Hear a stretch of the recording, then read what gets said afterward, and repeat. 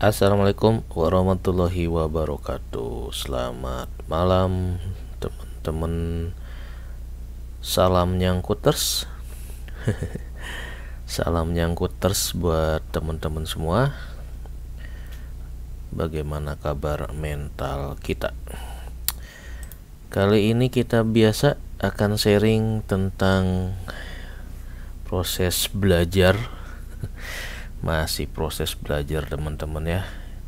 Kita evaluasi proses belajar investasi sahamnya dari periode ke periode. Sekarang udah mulai Juni, di minggu pertama Juni dengan aturan baru yaitu ARB 15%. Nah, ternyata kita masih nyangkut terus ya. Walau jadi nyangkut terus tapi tetap harus bahagia. Masih kejebak di FWCT yang malah makin nyungsep di harga 54 ya closing hari ini, kemarin ya. Sekarang udah hari Selasa apa Rebo. Besok hari Rabu, sekarang hari Selasa ya. Hari apa sih? Besok hari Rabu. Jadi closing hari Selasa tadi di 54 perak ya. Ini ada yang menarik teman-teman ya. Dari minggu pertama Juni ini dengan aturan ARB baru, ini ada fenomena menarik nih ya. Kalau FWCT memang udah dari sejak dahulu kala nyungsep. Nah, yang menarik adalah di sini nih, personal alih daya ya, si pada ini juga nyungsep di bawah 100 nih. Tiba-tiba di hari Selasa kemarin dia kena ARB 15%, padahal sebelumnya ini masih di atas 100 ya kalau nggak salah. Nah, apakah ini ada hubungannya dengan rencana besok si personel alih daya itu akan RUPS? Apakah sama bandarnya di ARB kan dulu biar dia bisa ngeborong gitu ya, atau gimana nih? Menarik nih ya. Buat besok kita cermati hasil RUPS dari personal alih daya, dia bakal membagikan dividen berapa perak gitu ya. Yang keduanya juga si FSCT ini ternyata sudah RUP hari Senin ya. Sayang di Stockbit ini kok tidak nongol ya.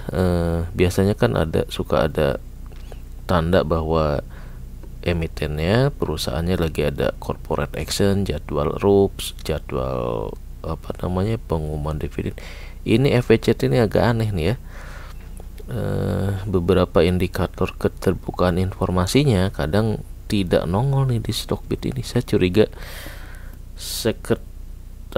corporate sekretarinya nih ada yang kelewat gitu, mungkin submit report ke otoritas bursanya sehingga di aplikasi Stockbit juga tidak nongol gitu ya.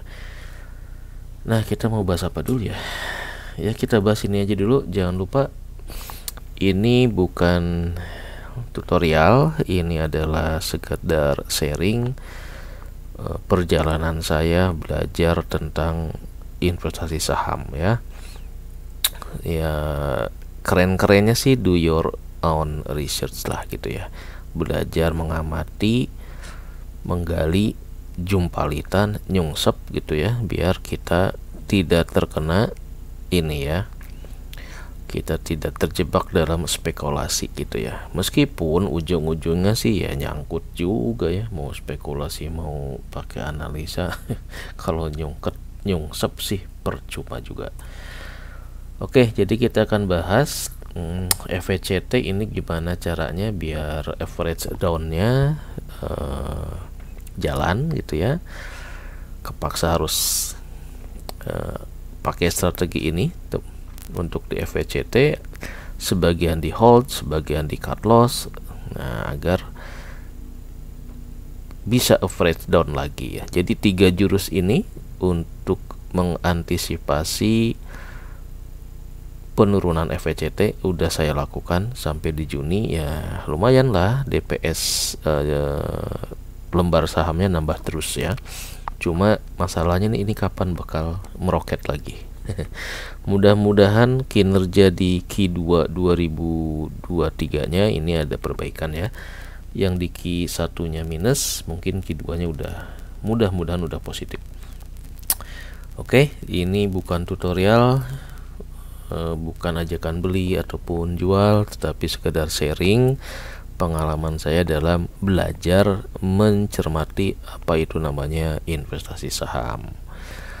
Nah, isu yang terkini adalah ini ya, ada ARB 15%. Kalau minggu kemarin ada isu tentang rebalancing, itu juga ilmu baru, pengetahuan baru bahwa di bursa itu ada mekanisme rebalancing indeks gitu ya, yang menyebabkan harga satu saham bisa tiba-tiba naik dan tiba-tiba turun, suka-suka si bandar ternyata ya.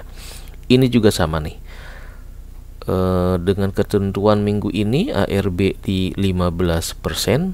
Ini ternyata saya amati ada yang kena di sahamnya Personel Alihidaya ya, dia tiba-tiba anjlok 85. Nah, anjloknya si pada ini ya,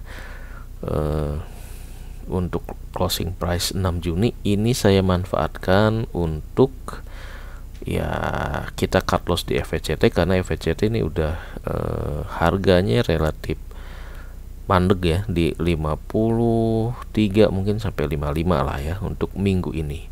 Jadi kita cut loss, kita alihkan kepada siapa tahu nih setelah pengumuman RUPS ini balik ke di atas 100, nanti sampai dividen misalkan apa namanya balik lagi ke 100, kita belikan lagi ke FVCT sehingga dapat lembar saham yang lebih banyak dari aksi bulak balik ini ya, hold, cut loss, average down. Nah, ini saya melakukan di hari kemarin, hari Selasa, cut loss di si FVCT dipindahkan ke si pada, kemudian planningnya agar bisa average down lagi kalau nanti si padanya sudah naik lagi ya. Nah, cuma ini nggak tahu nih apakah bakal kayak si FVCT bakal turun lagi, ARB lagi, atau bakal mantul lagi ke atas. Ini menarik nih si Personel Alihidaya ini ya. Posisi kinerjanya sih Q1 ini lebih bagus daripada FVCT, karena FVCT minus, ini masih plus. Karena ini apa namanya hanya managed service aja, hanya mempermainkan margin buat apa namanya jasa outsourcing. Jadi kalau sampai rugi ya aneh juga gitu ya. Kemudian chip juga ini ajaib, sempat ARB tetapi dia mantul lagi. Ini permainan psikologi di sini ya, di chip itu luar biasa nih. Si chip aja gile banget lah pokoknya kalau permainannya bandar si chip ya, bisa naik turunnya mantap banget, sehingga teman-teman yang punya saham chip waspada, jangan sampai nanti lengah ketika harganya naik malah nambah ya. Faktor psikologi di chip itu sangat-sangat advance banget dipermainkan oleh bandarnya. Oke, jadi di saham Personel Alihidaya ini tidak sefenomenal si chip, jadi agak-agak moderat dikit ya. Nah, kalau yang si FVCT nih ini kagak ada bandarnya ya, masih setia menunggu sampai dia kembali ke harga saat IPO dulu. Oke, saya mau ini nih lanjut tentang progres gajian dari dividen untuk closing periode Mei. Mulai belajar dapat duit recehan dari dividen, meskipun saya belinya di tanggal-tanggal menjelang kumdet, jadi karena ini testing uji coba, jadi masih terkena dividen trap. Nah ya, nah jadi ini ada beberapa nih dari beberapa rekening dana nasabah RDN dari 1, 2, 3 dari 4 RDN yang ada. Saya coba untuk jadi dividen hunter ya, ceritanya sih begitu. Buat nyobain bisa nggak sih kalau kita beli dividen di Kumdet itu kena dividen trap atau enggak gitu ya.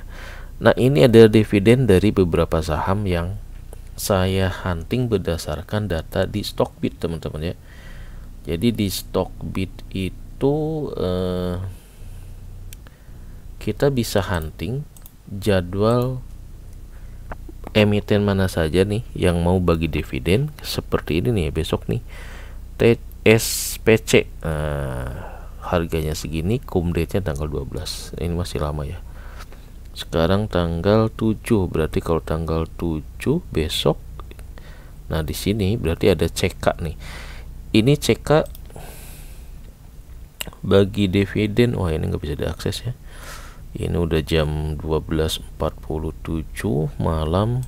Stockbit-nya maintenance 3, nggak bisa nih ya. Oke, jadi teman-teman yang mau jadi dividen hunter harus melihat di jadwal kumdet dari masing-masing emitennya atau dari sahamnya ya.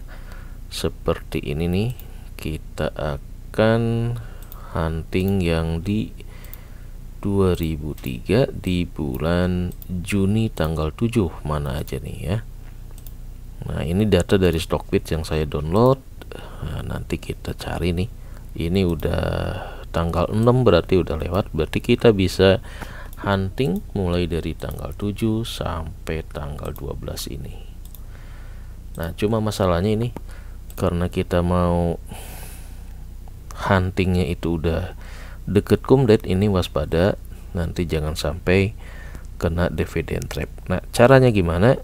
Nah kita memang harus melakukan analisa analisa dividen trap lah ya. Ini contohnya seperti ini teman-teman nih. Saya berencana ada yang udah action itu adalah mana ya. Nah ini nih MBAP dan BSSR. Nah ini ada dua yang minggu ini kita coba ya, tes dividen di bulan Juni. Nah analisa kelayakan untuk project mengutin dividen ya. Jadi kemarin saya testing di MBAP Mitra Bara atau Multibara ya. Jadi harganya menjelang kumdet itu di 5.700. Nah ketika ex-date-nya ini langsung drop nih, ARB 15% turun ke 4830, sehingga selisih beli dan selisih jualnya ini minus 870, walaupun dividennya per lembarnya adalah 968 perak ya.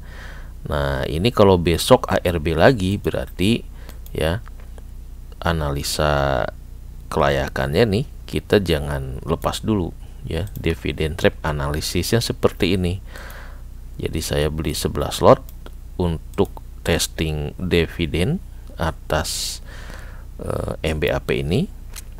Nah nanti kita lihat nih ya, kira-kira nih aman atau enggak.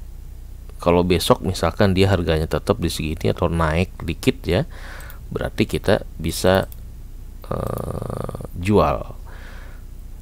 Kemudian kita hunting lagi saham lain yang akan membagikan dividen di tanggal 7, 8 sampai tanggal 12 ya, sesuai dengan jadwal ini. Nah ini yang paling penting teman-teman ya, kita melakukan analisa kelayakan ataupun dividen trap analisis lah ya, kasar-kasarnya segitu, seperti ini ya. Jadi kita pantau historical price-nya berapa, kemudian potensi penurunan kalau nanti setelah X date-nya berapa. Nah, nanti ada rentang tuh ya, harga dari rata-rata historical dengan harga cum date. Nah, ini bandingkan dengan dividennya. Nah, nanti kita bisa menentukan apakah itu aman untuk kita eksekusi, artinya kita beli jadi project dividend hunter atau tidak. Nah, ya. Di postingan sebelumnya di sini nih kita pernah exercise untuk si ISAT ya. Jadi ISAT ini data yang pernah saya transaksikan, harga terendahnya di 5.800 ya. Nah, karena waktu ISAT ini harganya udah di 7.000 ya ketika akan cum date. Nah, saya agak-agak khawatir kalau ini nanti kena dividend trap, tapi ternyata dia malah naik ya di 8.500 gitu. Jadi keputusannya salah ya, meskipun udah pakai seperti ini ya. Itulah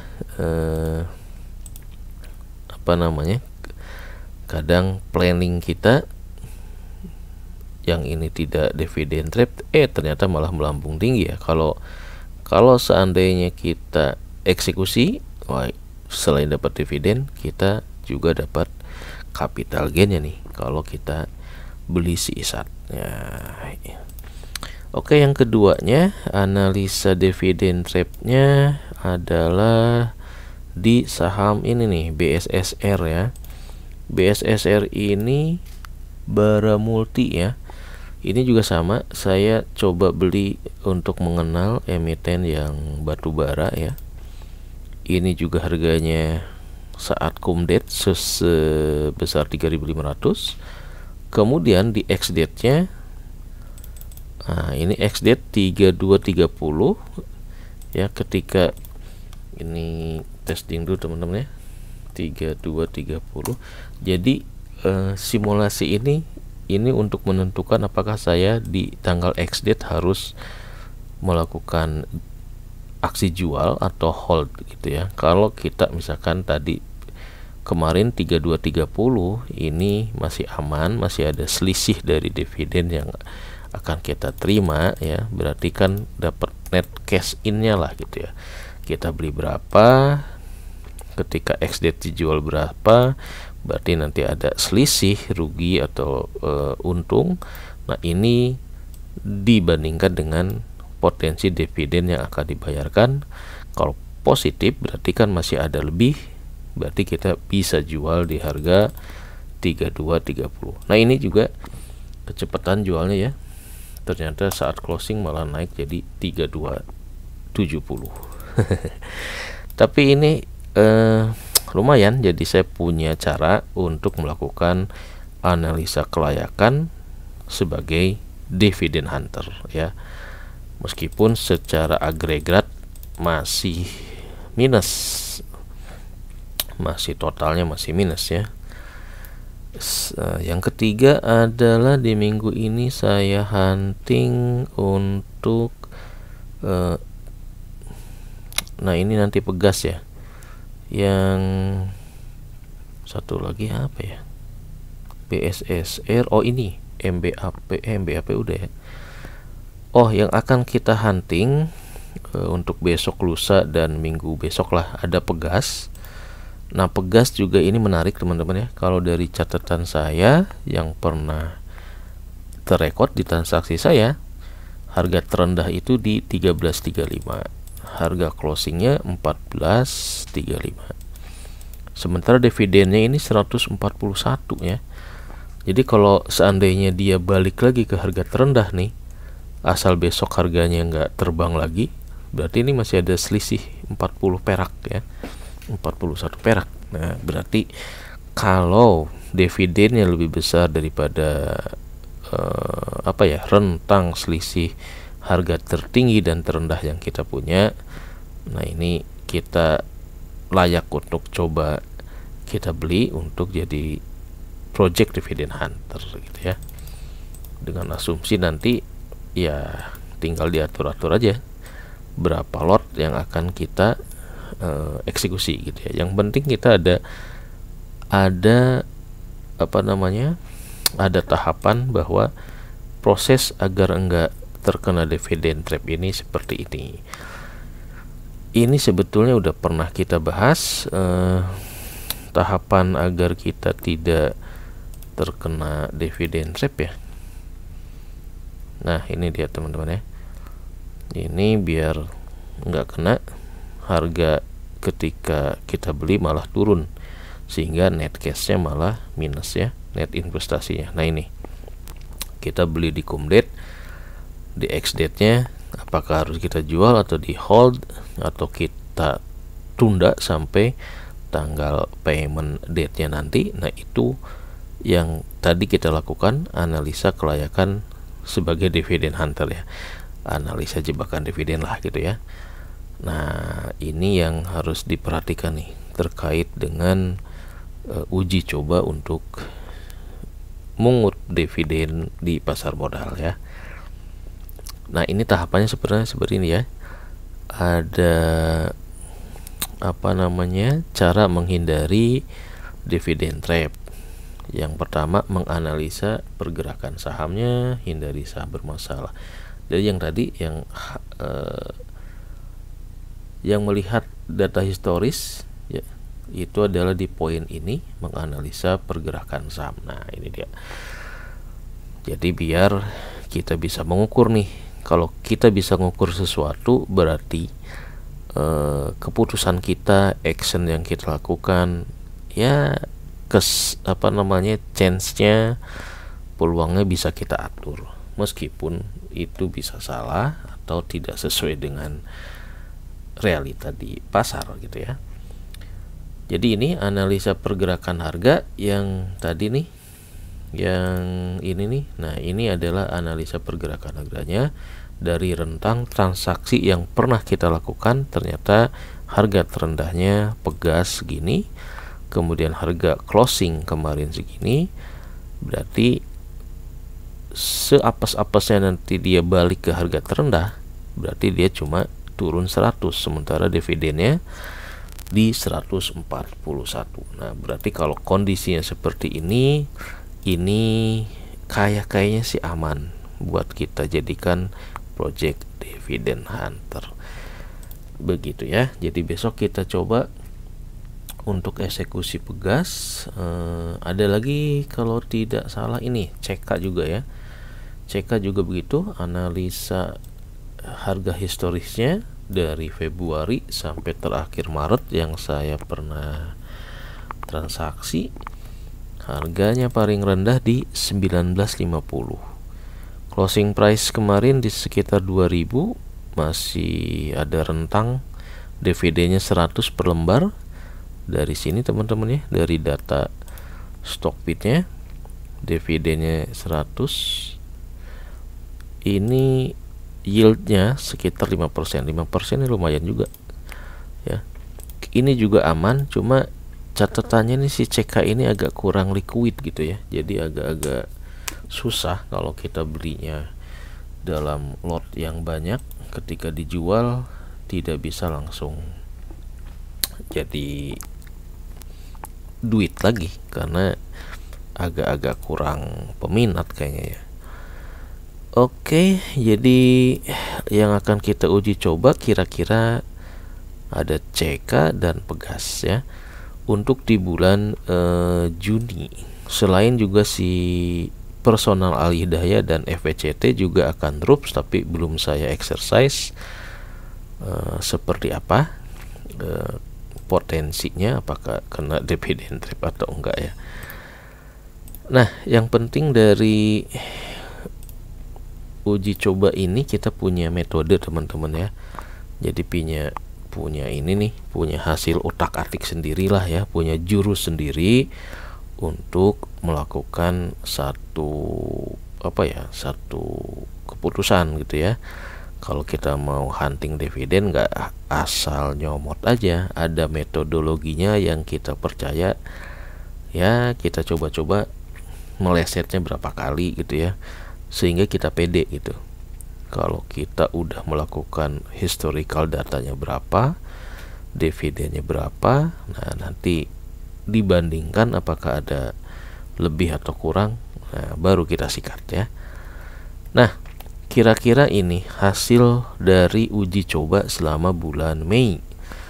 Total dividen yang berhasil kita raih sekitar 4,8 ya.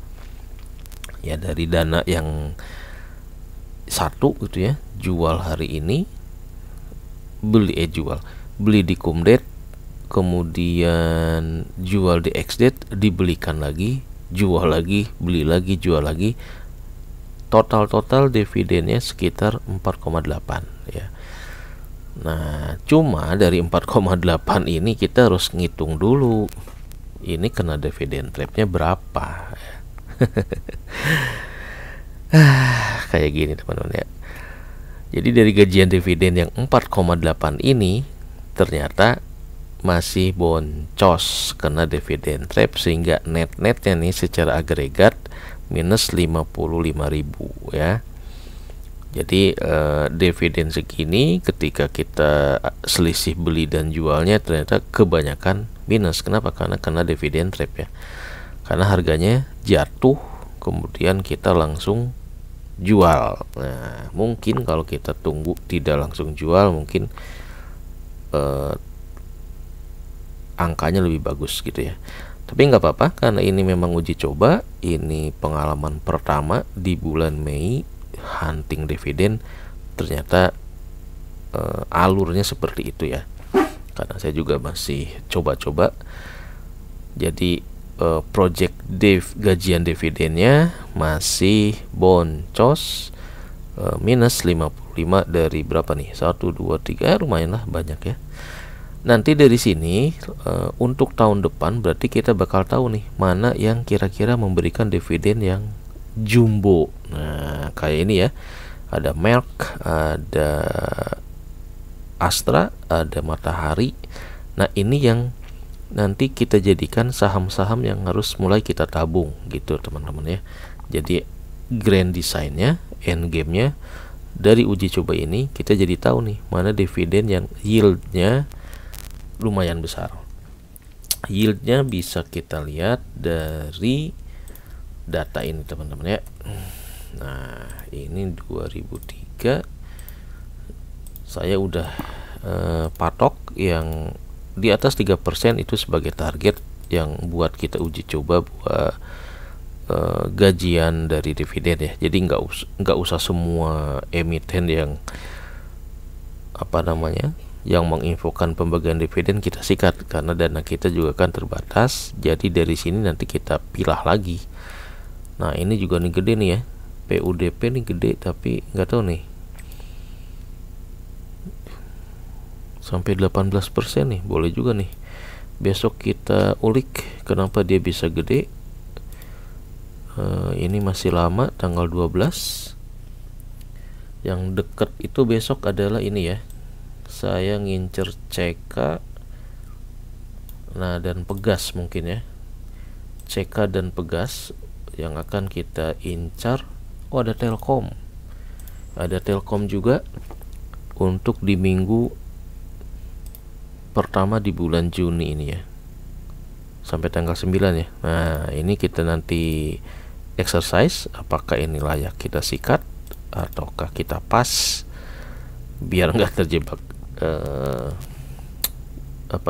tidak terjebak oleh dividen trap. Karena nanti kalau dapat dividen ini ada pajaknya juga nih ya, agak ribet juga. Udah mah kena dividen trap, harus mikirin pajaknya juga. Oke, jadi progres gajian dividennya di bulan Mei dari 1, 2, 3, 4 RDN dapat 4,8, tapi net-netnya masih boncos 55 rebong. Tapi dari minus 55 ini ada pengalaman yang sangat berharga ya. Jadi kita yakin ternyata gajian dari dividen itu bukan sesuatu hal yang mustahil, tinggal kita atur strategi aja. biar nanti nggak minus ya selama perjalanan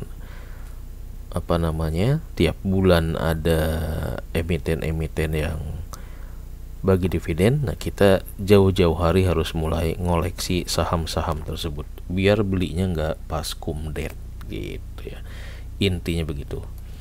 Nah, jadi mengais duit recehan dari triliunan dividen yang tersedia di pasar modal ini bukan mimpi nih, ini realita nih, bisa kita jalankan asal persiapannya lebih baik lagi. Jangan beli di kumdet.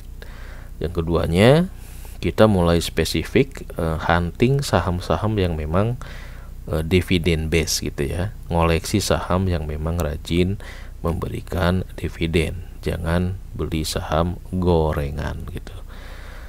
Oke, ini salah satu yang yieldnya paling bagus ya, si merek ini dari 3 RDN totalnya 2,9 ya. Ya, cuma sayang nih karena langsung harganya drop di tanggal ex-date, jadi netnya hanya dapat segini 129. Ini lolos dari dividend trap. Nah, oke. Jadi mungkin ini saja sharingannya biar kita berinvestasi saham tidak dibilang spekulasi gitu ya. Kenapa? Karena kita melakukan DYOR. Kita kalkulasi, kita hitung, kita pertimbangkan agar semuanya bisa kita pertanggungjawabkan. Nah, satu lagi tuh tadi apa ya? Oh, ini teman-teman. Si FWCT itu di mana ya tadi? Ini dia.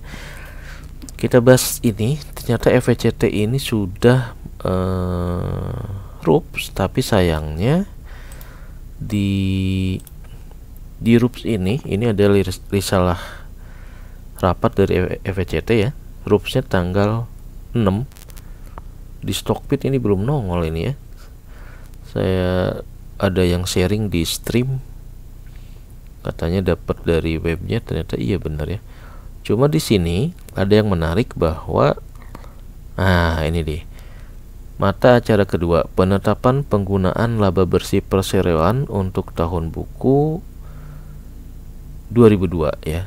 Ini dibilangnya menyetujui dan menetapkan dana sebesar 50 juta sebagai dana cadangan dan menetapkan adanya pembagian dividen final yang akan dilaksanakan paling lambat 30 hari setelah diumumkannya ringkasan risalah rapat.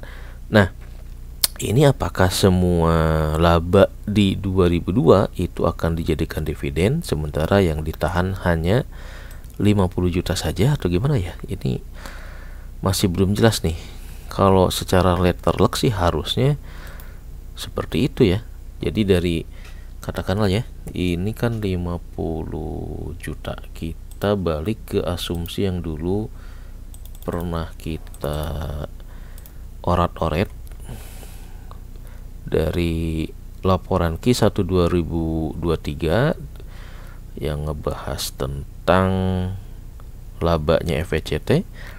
Jadi laba FWCT itu sekitar 14 miliaran nih teman-teman ya. Kalau secara prospektus itu kan 30% ya. Nah, kalau 30% berarti kan cuma 2 perak saja dividen per share-nya. Dengan harga closing kemarin 54, berarti kalau 54 tambah 2 ya maksimal harganya naiknya cuma segini. Tapi kalau tadi diasumsikan dari 14 miliar itu yang ditahan cuma 50, katakanlah 95% jadi dividen, berarti sekitar 7 perak ya. 7 perak dividen per share berarti 54 tambah 7. Nah, batas atasnya di 61 harusnya nih.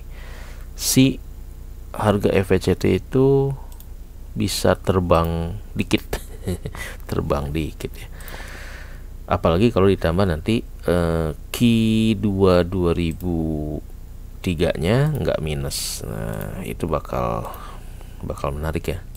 Mudah-mudahan aja FVCT ini di Q2 nya tidak minus lagi. Ini minus karena ada beban bunga sih sebenarnya ya. Harusnya sih kalau beban bunga nggak nambah gitu ya.